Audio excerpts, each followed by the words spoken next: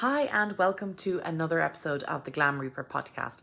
I'm your host, Jennifer Muldowney, aka the Glam Reaper herself. On today's episode, we are talking to some fellow podcasters, Brian and Ryan. I love that it rhymes. And they are from the Undertaking podcast, or podcast The Undertaking. I'm not actually quite sure. But anyway, it is a podcast all about funeral related things, and we are getting into it. This is a long one. Take it away.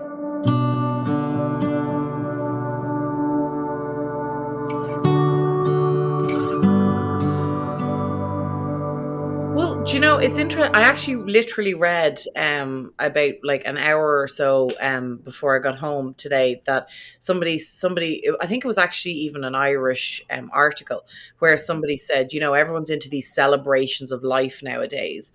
Actually, it was a priest, and he was like, everyone's into these celebrations of life nowadays, but at the end of the day, there's somebody dead in a casket, in a coffin. There's somebody in there, and they're gone. And I actually read that and I thought, that's pretty powerful actually, because we are sort of, and don't get me wrong, I mean, I'm a memorial planner, and part of what I do is can be seen as frivolous unless they meet me and we go through it and I educate them and stuff on exactly what it is. But this celebration of life term has been bandied around quite a lot in our community, and yeah, like it is celebrating a life and not mourning a death, but there is still a loss, and that is so important for, I mean, you guys as funeral directors know that more than anybody. Like it's it's like it's real. There's a body in a casket, and whatever age that person is. Yeah, it's a hell of a dichotomy that we work with, that you want to celebrate their life because you love them, they were great. I mean their mom, their dad, their whoever, and you want to uplift their story, but at the same time they're dead, and many people aren't in a celebratory mood because Yeah. they're dead. So Yeah. it's this massive dichotomy that we got to balance to help a family mark this death, to say, this is what we're doing. We're stopping our lives for a day or two, and we're stopping our lives, and this is all we're focusing on. It's for the dead. Well, it's about the dead, and it's for the living. There we go. Because like nothing that we can do for them will do them any good. Yeah. No one has ever proved that. And although we're still here waiting and listening, but it's for us that that remain. So talk about your celebrancy and being a celebrant, because I do this myself. I am not trained in being a celebrant. Although I want to do the training, I want to be certified, not for any, like, I can hold up the paper and run through town, and be like, look at me, because it's not going to do me any good. But, Please do that though. I'd love that. but I know there's something I can learn from that experience, and that's why I want to do it. There'll be one takeaway, at least one takeaway. But talk to me about your thought process on creating a memorial. So the wonderful thing, I guess, about what I do is the celebrant. To me, the celebrancy and the memorial go hand in hand a little bit, actually. As in, a celebrant can be such an asset to a funeral home, and can almost lead to a memorial happening. So there's a couple of aspects. So from a family point of view, like, I don't want to say, I'm not kind of advertising here, but the tagline sort of on my website is, I'm the best friend you never wanted to need, because that's essentially what I do. That's essentially what I do is I You hold, saw our faces. yeah, your Both of face. us went, oh, Yeah, it's, I well, like because it. I it was from listening to my families and the testimonials I was getting that I realized that's what I became. Because what we do is we provide sort of service 24/7 for the short period of time. And I say short period, I mean, it can be a couple of months, but, usually families are respectful. But at the end of the day, you do become part therapist. You do hold their hand through the entire thing. And that's the point. That's the extra, to me, added value that I can bring to a funeral home. I'm not a funeral director. I mean, you guys, like, you are rock stars, and you're like, you families coming through, and it's, it's nonstop, and it's so hard to be there for every family, and you cannot give yourselves 24/7 to a family, because at the end of the day you would suffer, and that's just cruel. It's just not right. Whereas we the way I've designed my company, we can, because we are not a funeral home, so we're not getting sort of this constant, family. We're not getting it. So I don't want to say we pick and choose, but we can pick and choose families. And so, it is it's very intimate. It's, we take on board families that we feel are a right fit for us, and we work with them. And yeah, it can start off with just a celebrancy role where, they're not religious, or they are. I've done so many services with rabbis and priests, and hybrid services. Not I know hybrid nowadays is sort of virtual and in person, but I've done the hybrid ones where it's religion but not really religion, and we want a little bit of everything. And those have been wonderful services. I know more about the Jewish religion than I ever dreamed possible, and I love it. But it's really just about giving the family what they want and what they need in that moment. And I think a lot of people, I know a lot of people in Ireland, even back over 10 years ago when I started this idea, and it's come on eons since then. My God, my first book is gonna be 10 years old next year. Oh, that's devastating. But a lot of people I think now are a reformed version of what their religion is. They're not sort of, I don't go to mass. I am Catholic, and I, will tick the box saying I'm Catholic, but I haven't been to mass. Granny, don't kill me. I haven't been to mass in years. The last time I went to confession was probably when she was alive, bless her.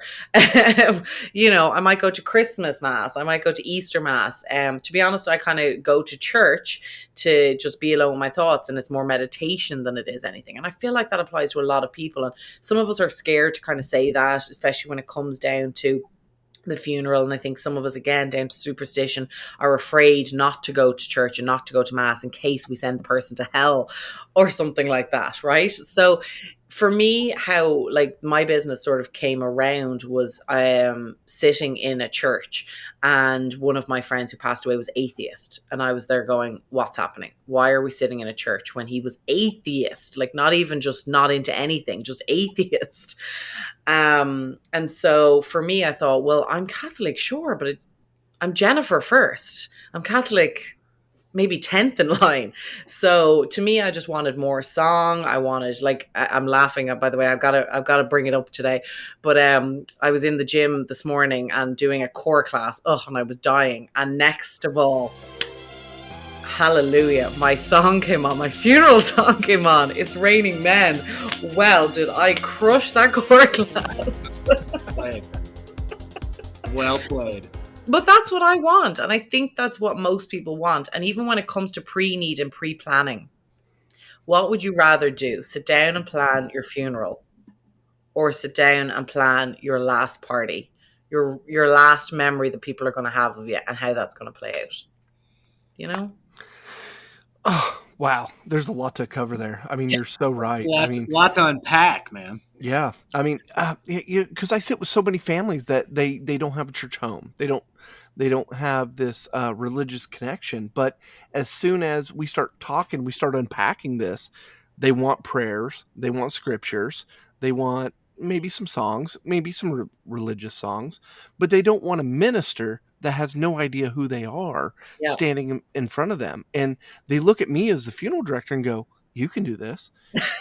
And they go, you've heard enough. And I'm going, damn, well, you're not wrong. So this is how it started for me, is like, I told, I was literally, they asked me to do it. And I said, no, well, I was trying to get someone else to do it. And they said, no, you're it. And then I did it. And then someone else heard it. And then they asked, and then it's this big snowball effect of, like, people would rather have the funeral director, me, the guy in town. And granted, I am in the smallest of small towns, so they know me. They see me at the post office. If we had a bank, they'd see me there. But they see me out and about, and I know them, so they want me to tell their story. And I'm getting it. It's still uncomfortable, I guess. but it's an honor to be asked, and it's an honor to help. Well, it's an honor to be asked, and it's an honor to just help build this story, because everything I do is customized. I write it from scratch. Now, there's always some, so the way I do things is the eulogy, we tell their story, and then at the end there's some uplifting things that there may be some stories that I've shared multiple times, and it's all universal. It's all very humanistic. But I also have a prayer that I do, and I have it memorized by heart, and it's very, very Catholic, but it's so good. I mean, it's so good because the cool thing about the Catholic religion, I was raised Catholic, Catholic school, all that stuff. And I'm in the same boat as you, Jennifer, that, you haven't gone to mass really often. I missed Easter this year, but anyway, Yeah, me too. yeah, but I'll give them some credit. They have thought over the words that they have used for 2,000 years, and the words that they have chosen in certain aspects are so applicable to everybody. And damn near everybody anyway. And I love it. So, we do our best. It's rough though. I don't know. I get emotional. Wee. Yes. But you know what? I have to say that is one of the things that in my training with my guys, is I'm just like, if you get emotional, that is okay. Yeah. I said, you're not to turn into a wailing idiot, because that's not okay, because you're not heartbroken. You haven't suffered a loss. You're visiting in this moment, right? You're there to hold their hand, you're there to be their best friend temporarily, right? So it's okay. I've gotten super emotional, but there's a certain amount you can hold it together. I mean, me being here in New York, especially if there's one for somebody who's close to their mom or close to their dad, like I am with my parents back home, I get emotional because I'm thinking of them. And so to me, I'm just like, it's okay to shed a tear. And to me as well, one of the best things that a family or anybody in the audience can ever say to you when you get down off the podium is, oh my God, how did you know him? And I'm like, I didn't. And that's just, they're like, what? That's wild. I mean, that's brilliant though. That to me is like, job well done. You've come across authentic, and which is what you should do. But at the same time, when I'm sitting down with my families, honestly, I'm like, I didn't know this person. So as much as possible, I encourage my families to speak during the service. I'm like, I will absolutely speak if you need me to. I'm here to read something if you want me to read something you've written because you can't stand up. I'm here to be whatever you need to be. But at the end of the day, this isn't my person, it's your person. And so if you've got something that you'd like to share, I think it would be wonderful to share it. So I definitely do encourage them as much as physically possible to participate. I think what separates all of us funeral directors, and what's really great about having you on the show is, like, Ryan and I talk about this, and we encourage people. There is room for everybody in funeral service. You don't have to be a funeral director. You don't have to be an embalmer. You can do one or the other, or even like you, outside of that, there is room for you, and you can make a positive impact. But I think and this is just me, and I could be wrong, but I think what separates us from those who do this as a job is that we give a damn. Yeah. We literally just give a damn. Like, it is. And I had this conversation, and Ryan and I, we put this out on a show just, I don't know, maybe a week ago or so, because I was having anxiety about this funeral, and I do this often. Ryan does it often. His dad does it. My dad does it. We all do it. And we joke about it. We talk about the chapel walk. We're looking for cobwebs and all this just stupid, silly things that we do. But we do it because we give a damn. And although we've done this 500 times, 1,000 times, 5,000 times, it doesn't matter. It's the first time you're doing it for Mr. Smith.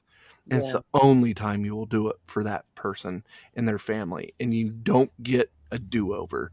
Well, and that's what makes us freak out, Ryan. Yeah. So here's the thing I'll say about it, though. Those moments are heavy moments. So, I think there's weight that come with those moments. That's why you have the anxiety. That's why you have to give a shit, because when that goes wrong, and if it goes wrong, because it does happen, that family always remembers that, and they attribute that moment in time, that painful moment, to the bad funeral they had, the bad experience they had. Whether what and it doesn't matter what it is. It can be any experience. I'm just saying, whether it's green, whether it's burial, whatever, does not matter. The experience is what they remember. And that's why to me, Brian's right. It does matter. You have to care about what you're doing. There's so many moving parts that come into play, so many third parties you're bringing in to the mix. There's a schedule as to how things are supposed to go. The service runs over because the minister tries to, save the entire congregation there in the chapel, and you're an hour late, and you got military services at 4. And you were supposed to be there at 3:30, and it's 4:30. You know what I mean? Like things like that. A lot of it, timing is a big thing. So there's a lot of weight that comes with it. Yeah, absolutely. And actually, just because there was a part of when you were asking me about the celebrant stuff, Brian, and you just touched on a little bit, reminded me of it there, Ryan. Is one other part that sort of my team of celebrants, I feel, do, or I at least train them up to do, but I think every celebrant, outside celebrant, as in an outsource, provides a funeral home, is because they're outside of the funeral home, right? They add this extra wave, right? They're additional. They're an extra sales wave. They're an extra opportunity to connect with the family from a different level. So, for example, I've sat with families in the arrangement with arrangers, and the arranger has done everything perfectly, has said given the family all of their options, and the family's walked away, and, they'll be in touch. And of course, the funeral director gets in touch about the things that they have to get in touch with. And then me and the family will inevitably connect on sort of the service and the things we have to connect with. And then in going through the service, they inevitably, will, oh, flowers. I never even thought of flowers. Yeah, actually, I'd really like some flowers here and there and here and there and whatever. Oh, live music. Yeah, I'd really love some live music. Or catering. I'd love something afterwards. So I find that a celebrant, especially somebody who's been outsourced, a celebrant can be that extra sales revenue, right? So because I am coming at it from a different angle, and I say my team, I'm coming at it from a different angle. So you've gone through all of their options, but because they're in the moment, they're not listening, or they're they're focusing on something else, or they're just so distraught because it's too soon, or whatever it might be. Whereas then all of a sudden, when I'm sitting with them, they're a little bit more relaxed because we're talking about the service. And so small parts come. And I don't know, Brian, you may have experienced this, even not as an outsourcer, but you may have experienced some of it. But I find that happens. And equally, I also find that because, as I said, you become the best friend that they never wanted to need in that moment when you're going through the service, I actually find that it can be a great time for you to get feedback on the funeral director and the funeral home. Oh, yeah. It's happened quite a lot for me, where I'm able to, this sounds bad, but I'm able to give the funeral director a heads up, like, listen, such and such feels like you're not following up on everything quick enough. And that could be just a personality clash or whatever it might be. They might expect things like this. The funeral director might be like, oh, well, I got back to them this morning, but I haven't gotten back to them since this morning, whatever it might be. But giving that extra feedback, I find, can help the entire situation go a lot smoother. Oh, that's huge. I've never even considered that. Ryan, we're having a podcast moment here. Like, this is huge. Wow. Because we don't have that opportunity too often as a funeral director. We connect with our families as we do. We do our best to set the expectations, but sometimes there's not a connection there that, they need the death certificate yesterday. It may be 5 days. It may be a month. We don't know, but we got to set that connection or that expectation. And as a celebrant, that is part of your staff. Oh my God, you're a separate person that and I'm guessing here, I mean, you can tell me if I'm wrong, but I'm guessing that families are very, very open with you. That, Yeah. yeah, A lot more so. I find, as I said, I've experienced it. I've sat in on the arrangements almost like invisible nearly, because it's not the time, but right. an introduction and then at different levels. And yeah, I'd like to say it's been once. It's not. It's been many, many times where you get positive and negative feedback. It doesn't matter. And it can be just, as I said, it can be just something so small like, oh, such and such said they'd ring me today and they never did. And I'll be like, oh, I'm so sorry, Mrs. Such and Such. I believe it's his day off, or it's her whatever, or whatever it can be. It can be something like, that's what I'm saying. It's never necessarily anything bad. Touch wood, I haven't had anything bad. It's usually just some form of a random disconnect. But by you getting that nugget of information and feeding it back into the funeral home and the funeral director, all of a sudden you've nipped what could potentially become a bigger problem in the bud, and you've excelled in your service, really, because you're able to sort that out. Oh, I like this. This is good stuff, Ryan. I'll say this: a minister doesn't always do it right. I mean, I think we've got to understand that too. Like, I've seen ministers where they've, 10 minutes before the service, sat down with the family and then put the service together. And that's what I'm saying is it's, and I'll say this: I'll throw Catholic priests under the bus too. They're tough to work with. They are tough to work with and tough to deal with. And because it's so manufactured and how it goes about, sometimes the family just, it's tough for them, and then also, some of the things that just some of the things priests say, to giving last rites, and it's just, you got to be lighthearted a little bit. It can't be all hard. It can't be. It's an emotional moment, friends. It just doesn't. I've just heard stories of priests just saying, and walking in and talking about the idea. Well, I've got a 5:30 after this, and it's like, what? Come on. I mean, really, I can't. I couldn't agree with you more, Ryan. but we can't say ministers do it right. I mean, that's the thing you've got to hold. I love listening to the Protestant on the show. Well, I'll just say it, man. I'm not about to shop because I'm just you battle every time. Well, it's Ryan. It's the copy and paste. Well, that's what I'm saying. I mean, you've got ministers that read it out of a book. Yeah. You've got ministers that have a like you said, a sequence as to how every funeral goes. And to me, it's just, I don't know if that's better. Maybe that works for the family. Maybe that's what they want. That's fine. Yeah. Whatever. You get what you want. Ask for it. Whatever. But sometimes it doesn't feel quite as personable as or just personal in a sense. You're not wrong. As it maybe should be in that moment. Yeah. It's, there's a phrase that I've become a little bit famous for. It's, honestly, it doesn't matter who you are, what you do, when it comes to the loss of a person, and no matter who you are in the chain of events, it's meeting the person where they're at, not where you're at. Not where you're at in that moment, not what sale you want to get, not anything, not your 5:30 appointment, but where they're at. Yeah. End of story. That's all that it's about. No, you're absolutely right. And that's what can be difficult for, I think, new funeral directors. It's like, you got to check yourself at the door. You may be the greenest funeral director in the world. You may be the most Catholic funeral director in the world. It doesn't matter. Like, you've got to put your set aside and help them plan and design a service that is going to be meaningful for them.